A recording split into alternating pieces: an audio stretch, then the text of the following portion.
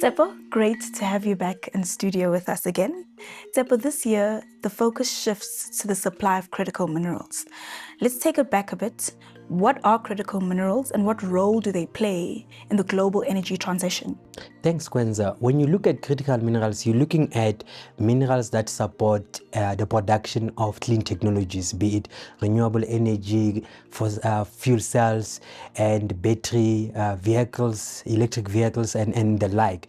So such minerals include copper, nickel, manganese, chromium, and the production and the demand thereof is anticipated and estimated to increase in the future. And therefore, when you say you are looking at critical minerals, you're looking at that type of minerals that support the production of clean technologies. Sure, Africa has a vast a resource of these critical minerals. So what do you believe is Africa's competitive advantage in the supply of these critical minerals for the global energy transition? We're actually, as a continent, we are well positioned in the production of critical minerals. One, it is estimated that we have 30% of the reserves for critical minerals on the continent. And then secondly, when you look at the ore that we produce, it's of great quality, and therefore we have high concentrations of these minerals in our ore.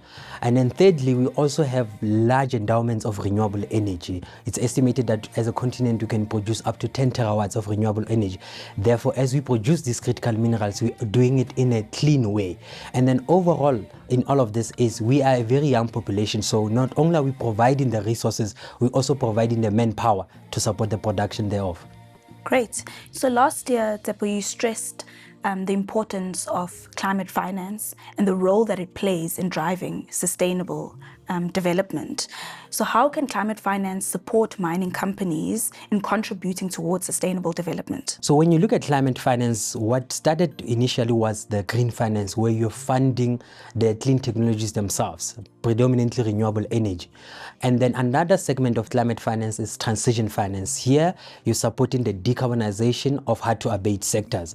But embedded in that is also the production of critical minerals, because they serve as a critical input in the production of these clean technologies, as I said, and critical minerals and the funding of these type of projects fits very nicely in the transition finance and therefore in climate finance. So it's quite important that as we look into these funding opportunities, recognize that the production of mining now sits squarely in transition finance, and therefore projects of that nature will be well suited for transition finance. Great, Tshepo. So as we look to expand Africa's supply of critical minerals, how does RMB partner with our clients to ensure that they embrace the responsible supply of these transition energy metals? I think there's a couple of things. One, if you remember last year, the G20, B20, there was a whole document that was generated around positioning the continent on critical minerals and the production thereof.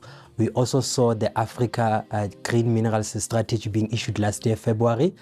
But to make sure that these projects are credible from an ESG perspective, we also rely on things like taxonomies, which define first what is a critical minerals and which minerals qualify, but also how to sustainably implement these projects, looking at both the environmental and social perspective with governance governing everything else. But I think from an RMB perspective, so what we look at is we will support clients, especially mining clients, in the development of these projects. We look first as the ESG requirements in country itself. We look at taxonomies to understand what makes these projects green. And in our understanding of ESG requirements, we look at, from an environmental perspective, how are you using your water? Are you taking care of air emissions? How are you dealing with your waste that's generated? And are you running energy efficient processes? And when you look from a social perspective, we look at things of how are you treating your employees? Are they community aware, and have you received your social license to operate and included communities in these projects? And as we look through all of these things, as RMB, we support clients pre-financial close, post-financial close, and particularly when it comes to reporting, that everything that is being done from an ESG perspective, it's reported and made transparent to the rest of the investors and the communities itself, together with governments, which is a big stakeholder in this type of things. And to our clients, what we say is we are here to support you throughout this whole process. And it's important to point out that we are fortunate enough that their skill sets sit within RMB, and therefore everything is in-house, and we are ready and willing to support you as our clients.